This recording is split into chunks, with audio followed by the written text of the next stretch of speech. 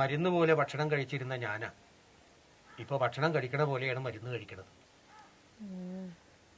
എന്നാലും ആ മരുന്നൊക്കെ ഞാൻ കൃത്യമായിട്ട് എടുത്തു തരുന്നില്ലേ?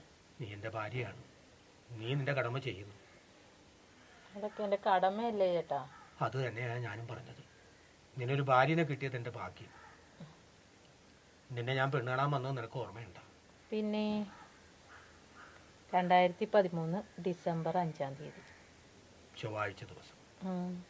അന്ന് നിന്നെ പെണ്ണ് കണ്ട് മടങ്ങും വഴിയാണ് എന്നെ സ്കൂട്ടർ ഇടിക്കണത്, എൻ്റെ വലത് കാലം ഒടിയണത്. അന്ന് ഞാൻ ഹോസ്പിറ്റലായി. എവിടെന്നോ നമ്പർ തപ്പി നീ എന്നെ വിളിച്ചു, കുറേ നേരം ആശ്വസിപ്പിച്ചു. ഒരു തവണ എന്നെ കാണാനും വന്നു.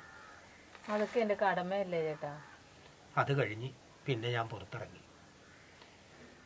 അത് കഴിഞ്ഞ് പിന്നെ നമ്മുടെ കല്യാണം നിശ്ചയിച്ചു. 2014 ജനുവരി 8-ാം തീയതി. കല്യാണത്തിന് നിശ്ചയത്തിനായി ഞാനും കൂട്ടുകാരും കൂടി അങ്ങോട്ട് വരുന്ന വഴിക്കാം കാറിന് പട്ടി വട്ടം ചാടണം. കാർ അങ്ങനെ തന്നെ കനാലിലേക്ക് മറിഞ്ഞു. വീണ്ടും ഞാൻ ഹോസ്പിറ്റലായി.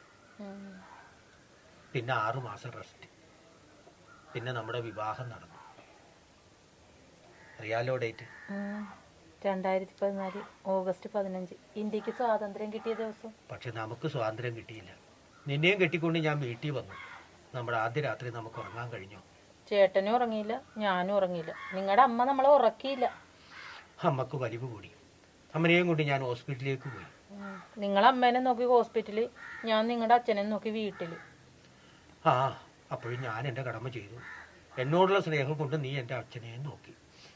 നമ്മുടെ ആദ്യ രാത്രി വട്ടം തല്ലി പൊളിഞ്ഞു.